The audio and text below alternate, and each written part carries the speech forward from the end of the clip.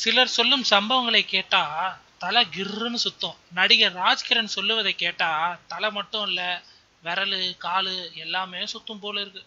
ராஜ்கிரண் சந்தித்தோம். சினிமாவை தாண்டி ஆன்மீகம் பேச ஆரம்பித்த ராஜ்கிரண் சொன்ன அந்த சம்பவத்தை எத்தனை பேர் நம்புவீங்களோ தெரியாது. அவர் சொன்னது அப்படியே இங்க. அவுட்டோர் போகும்போதெல்லாம் அருகில் இருக்கும் மசூதிகளுக்கும் தர்காக்களுக்கும் போய் வணங்குவது என்னோட வழக்கம்.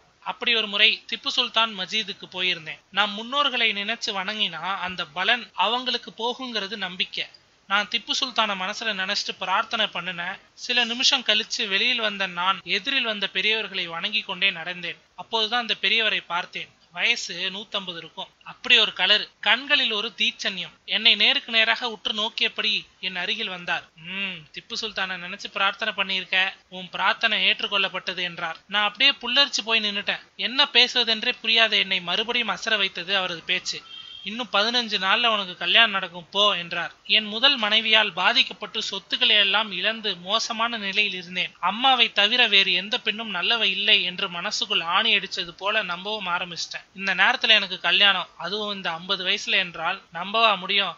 இருந்தாலும் அவர்கிட்ட எதுவும் சொல்லாம உங்க போன் நம்பர் தர முடியுமா என்றேன். பக்ரிக்கு ஏது போனு, தேவைப்படும் போது நானே உன்னை கூப்பிடுவேன் என்று கூறிவிட்டார். நான் கிளம்பி சென்னைக்கு வந்துட்டேன். அவர் பெயர் சையது பாபா என்று மட்டும் அறிந்து கொண்டேன். நான் அடிக்கடி சந்திக்கும் தோழி ஒருவரது வீட்டிற்கு சென்ற போது சற்று நேரம் தொழுகை நடத்தி கொள்ள இடம் கிடைக்குமா என்று கேட்டேன். நான் தொழுகை செய்வதை பார்த்து கொண்டே இருந்த அந்த இலங்கையை சேர்ந்த இந்து பெண் தொழுகை முடிந்ததும் இஸ்லாம் பற்றி ஏராளமான சந்தேகங்களை கேட்டார். நானும் சொன்னேன். அப்புறம்தான் நான் உங்களை கல்யாணம் பண்ணிக்கிறேன், இஸ்லாமியராக மாறவும் சம்மதம்னு சொன்னார். சையது பாபா சொன்னது போலவே 10 நாட்களில் நானே எதிர்பார்க்காத என் 2வது திருமணம் நடந்தது.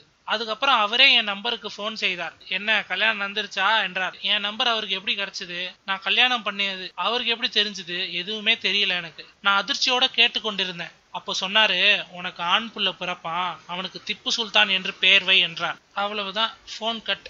அதுக்கப்புறம் அவர் எப்போது கூப்பிடுவாரோ அப்போதுதான் பேச வேண்டும். அவர் சொன்ன மாதிரியே திப்பு பிறந்தான். மறுபடியும் போன் வந்துச்சு. வாழ்த்தினார். அப்படியே காலம் ஓடியது. நடுவில் ஏதாவது இக்கட்டு நேர்ந்தால் அவரை நினைத்து கொள்வேன். அடுத்த நிமிஷம் அவரிடமிருந்து போன் வரும், பேசுவேன். இப்படியே நாட்கள் போய் கொண்டிருந்தன. ஒரு முறை விசாகப்பட்டினத்தில் ஷூட்டிங். நள்ளிரவு நேரம் வீட்டில இருந்து போனு. பொம்மையில இருந்த பேட்டரி போய் மகன் மூக்குக்குள்ள மாட்டிக்கிச்சு. நீங்க வந்தாதான் டாக்டரிடம் போவேன்னு அடம் பிடிக்கிறான். முகமெல்லாம் வீங்கி போச்சு, உடனே வாங்கன்னு சொல்றாங்க மனைவி. நான் அந்த நேரத்துல பிளைட் இல்லாம பதறி போய் விசாகப்பட்டினத்திலிருந்து கார்லயே சென்னை வந்துட்டேன். மகனை அள்ளி போட்டுக்கொண்டு நுங்கம்பாக்கம் சைல்ட் ட்ரஸ்ட் ஹாஸ்பிட்டலுக்கு போனேன். அதுக்குள்ள விசாகப்பட்டினத்திலிருந்து என் படத்தின் டைரக்டர் சுரேஷ் கிருஷ்ணா டாக்டரிடம் பேசி ட்ரீட்மெண்ட்டுக்கு ஏற்பாடு பண்ணிட்டாரு. டாக்டரிடம் ராஜ்கிரண் ஒரு மாதிரியான ஆளு, குழந்தைக்கு ஒண்ணுன்னா முரட்டுத்தனமா நடந்துப்பாரு, அதனால ஆபரேஷன் அது இதுன்னு அவர்கிட்ட பர்மிஷன் கேட்டுக்கிட்டு இல்லாம நடக்க வேண்டியது என்னவோ அதை பாருங்கன்னு சொல்லிட்டாரு. நாங்க போய் சேர்ந்ததுமே மகனை ஸ்ட்ரெச்சர்ல போட்டு கொண்டு போய் கதவை மூடிட்டாங்க. என்ன உள்ள அனுமதிக்கவே இல்லை. நான் கலங்கி போய் நிக்கிறேன். அப்பதான் சையது பாபா கிட்ட இருந்து போனு. நான் அழுகையும் கவலையுமா அவர்கிட்ட பேச ஆரம்பிக்கிறதுக்கு முன்னாடியே, உன் பையன் உயிர் பழைக்கணும்னா நீ எழுத்தாளர் பாலகுமாரனுக்கு போன் பண்ணி அவரை ப்ரே பண்ண சொல்லணும் அப்படின்னு சொல்லிட்டு போனை கட் பண்ணிட்டாரு. எனக்கு பாலகுமாரன் பழக்கம் இல்ல, இருந்தாலும் சிலர்கிட்ட கேட்டு அவர் போன் நம்பரை வாங்கி நான் ராஜ்கிரண் பேசுறேன்னு பேச ஆரம்பிச்சேன். தெரியும் சையது பாபா பேச சொன்னாரான்னு கேக்குறாரு அவரு. அது கூட பரவாயில்ல, என் நிலைமை பதற்றம் எதுவும் புரியாம, உங்க பையனுக்கு திப்பு சுல்தான்னு பேர் இருக்கே, அதை மாற்றி வேற பேர் வைக்கலாம்னு கேக்குறாரு. எனக்கு கோவம்னா கோவம். மகன் சாக பழைக்க கிடக்குறான், இப்ப போய் பேர் மாத்துறது முக்கியமா? நான் சரிங்க மாத்தலாம் அப்படின்னு சொல்லிட்டேன். அப்புறம் விடாம நீங்க முஸ்லீமு, நான் வெங்கட்ராமன்னு பேர் வைக்க சொல்வேன், நீங்க செய்வீங்களா அப்படின்லாம் கேட்டாரு. நான் ஆத்திரத்துல போனை கட் பண்ணிட்டேன். அதற்குள் சையது பாபாவிடம் இருந்து போன். என்ன சொன்னார் பாலகுமாரன் கேட்கிறார். இப்படி இவங்க 2 பேரும் மாத்தி மாத்தி பேசிக்கிட்டே இருக்காங்க. அதற்குள் என் மகனுக்கு ஆபரேஷன் இல்லாமலே சுவாச குழாயில இருந்த அந்த பேட்டரியை டாக்டர் நீக்கிட்டாரு.